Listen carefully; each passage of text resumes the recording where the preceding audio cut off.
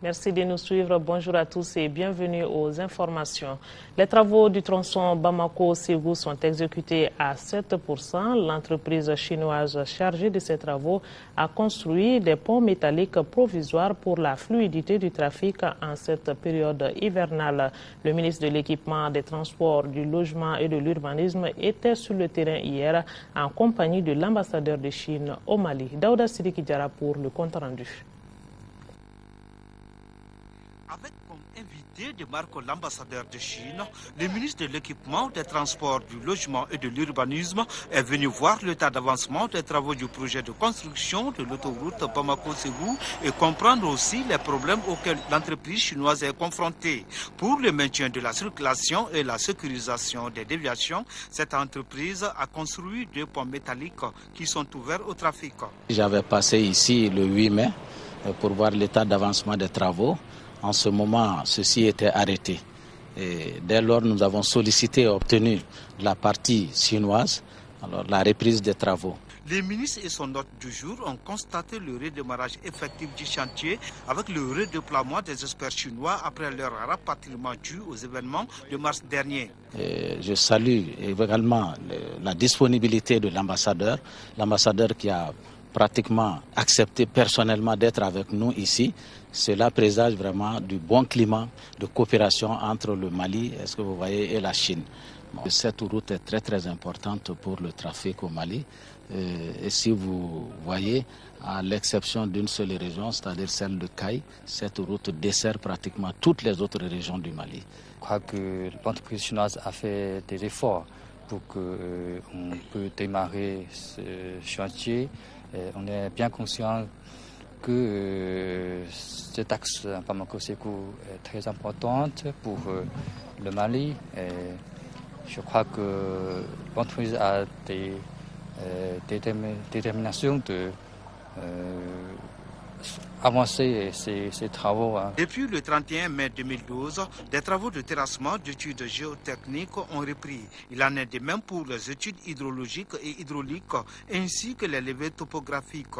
Afin de ne pas perturber le déroulement normal des travaux liés au problème de paiement des prestations de la mission de contrôle, le ministre dit avoir pris des dispositions. Cette première phase de réhabilitation est financée à hauteur de 73 milliards de francs CFA par la Chine. Hier, 20 juin, le monde a célébré la Journée internationale des réfugiés. Thème retenu pour commémorer l'événement.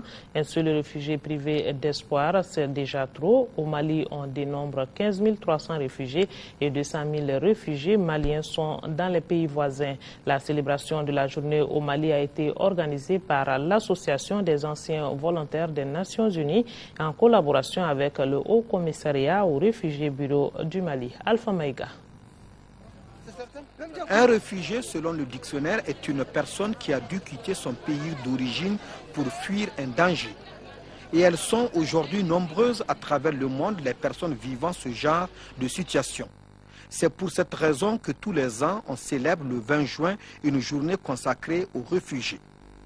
Ainsi, l'Association des anciens volontaires des Nations Unies, en collaboration avec le HCR, Bureau du Mali, n'est pas restée en marge de l'événement.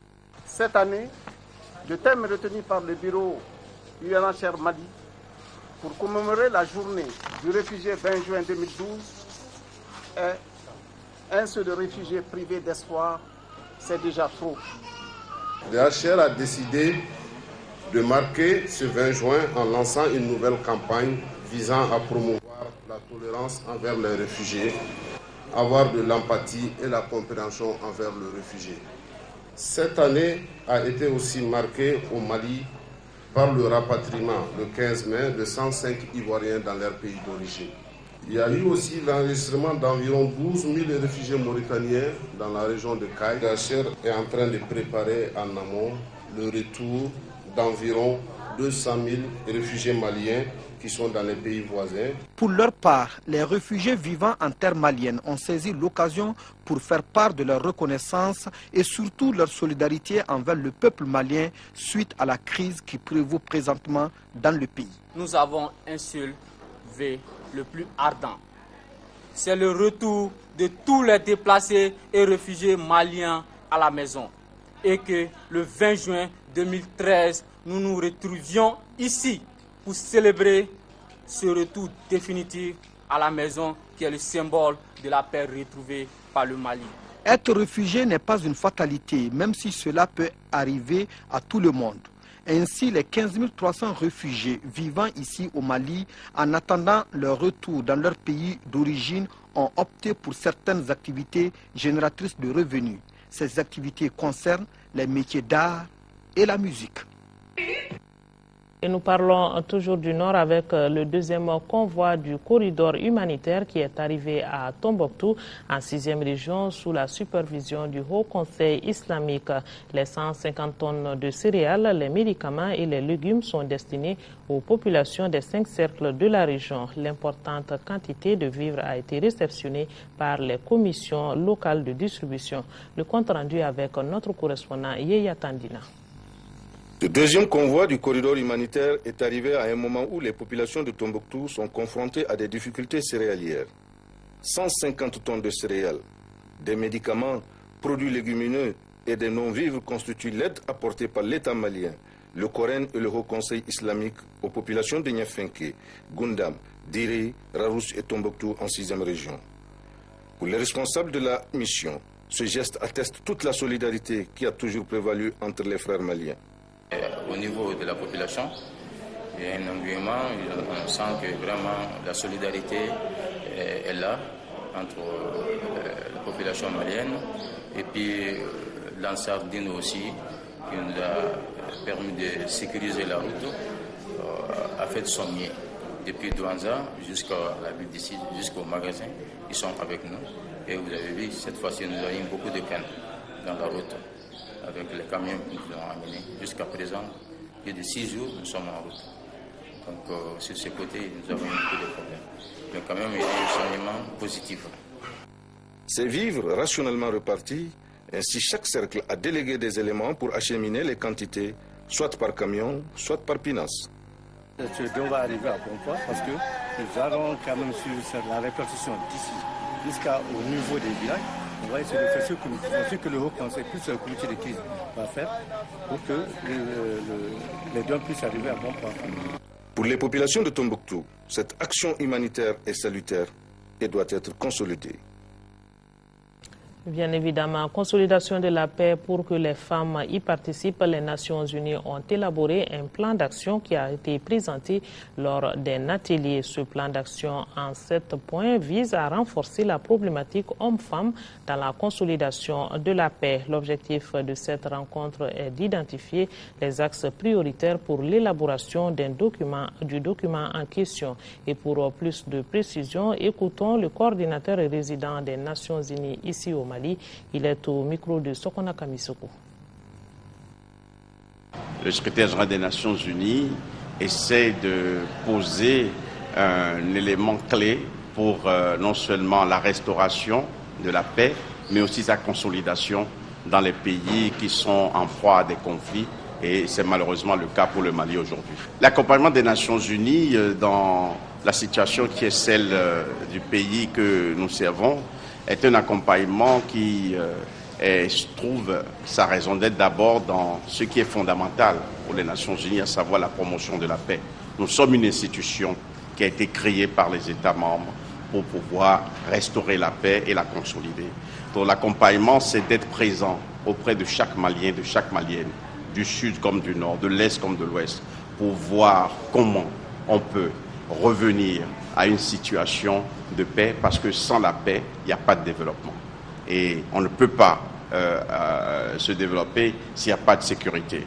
Donc ce triptyque-là, paix, développement, sécurité, c'est cela qui nous guide, c'est cela qui nous amène à nous engager pour que le Mali renoue avec un cours normal de son destin, qui est celui d'offrir à chaque Malienne et à chaque Malien des conditions de vie décentes pour s'accomplir. Derrière chaque combattant, il y a une femme. Dans la vie de chaque extrémiste, il y a une femme. Les femmes ont un rôle essentiel à jouer parce que la seule voie qui peut permettre au Mali de rester le Mali, c'est la paix. Assainissement à Bamako et aide aux déplacés du Nord, 2 cérémonies qui se sont déroulées à la mairie de la commune 4 du district de Bamako. Il s'agit d'une part de la mise à disposition des populations de 500 poubelles subventionnées et d'autre part de la remise de 20 tonnes de riz aux déplacés des régions du Nord et résidant en commune 4. Le reportage de Fademba Keita. Ces 500 poubelles subventionnées et mises à la disposition des populations sont le fruit d'un partenariat entre la mairie de la commune 4, la coopération néerlandaise et l'ONG Protos. Ordinairement vendues à 6 000 francs CFA, les poubelles disponibles dans les différents centres d'état civil sont désormais cédées à 3 000 francs CFA l'unité grâce à la subvention, ce qui permettra à chaque famille de la commune 4 de s'en approprier et de contribuer du coup à donner plus de visibilité à l'environnement, surtout en cette période hivernale. Pour nous permettre de faire passer une période hivernale, je dirais, sans inondation dans notre commune, et donc assurer la quiétude des populations, nous avons jugé bon d'agir en amont et faire en sorte que la collecte des déchets solides puisse être faite dans les meilleures conditions. Et nous espérons que le dispositif que nous avons mis en place pourra permettre très rapidement de distribuer ces 500 poubelles. Au cours de la même cérémonie, les familles déplacées des régions du Nord et résidant dans la commune ont reçu 20 tonnes de riz et des denrées alimentaires. Par ce don, le gouvernement algérien accompagne le Mali à réussir l'élan de solidarité enclenché en faveur de ces populations en situation difficile. L'État seul ne pourra pas tout faire. Il faut que la solidarité sorte du cadre action étatique pour être une solidarité du Malien envers le Malien. C'est en cela qu'on sera vraiment efficace. La représentante du collectif des ressortissants des régions du Nord, Corinne, au nom des bénéficiaires, salue ce geste de solidarité. Une action salvatrice qui soulagera la souffrance de nos compatriotes au moment où le tissu social est fracturé. Sport à présent et nous parlons de la 2e édition du festival Sida Foot qui s'est déroulé mardi ici à Bamako. À cet effet, Mali Événement, initiateur du festival, a organisé un match gala entre les professionnels, les joueurs professionnels donc et locaux. La rencontre s'est disputée au stade Modibo Keïta en présence du ministre des Sports où est allé voir Abdul Karim Kaba. Après le succès de la première édition, Mali Événement et ses partenaires ont organisé la 2e édition du festival Sida Foot. Pour cette édition, les initiateurs ont réussi à regrouper 23 joueurs professionnels du Mali et d'ailleurs. Ce n'est un secret pour personne, il n'était pas évident d'organiser la présente édition. Cette 2e édition, c'était important de l'organiser parce qu'il ne fallait pas que l'événement meure.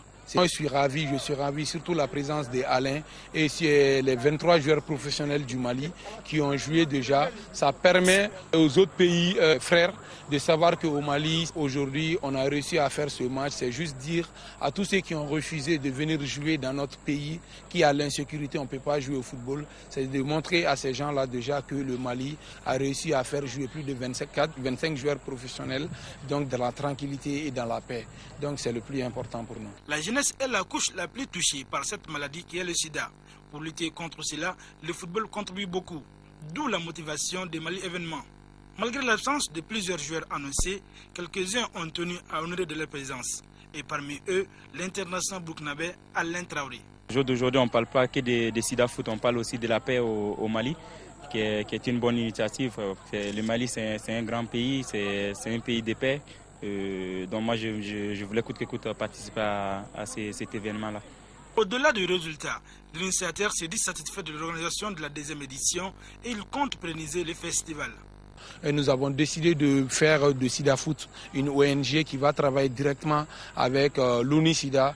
Comme ça nous facilitera d'accéder à d'autres fédérations d'Afrique directement pour travailler. Dans le match de gala qui a opposé les sélections des joueurs professionnels et locaux, c'est l'équipe Star 1 qui a gagné 3-0 face à enlevé des rideaux. L'équipe de l'Association des journalistes sportifs du Mali, AJSM, s'est laissée battre par celle du syndicat des commerçants détaillants du Mali, Sinakodem, par 5-1.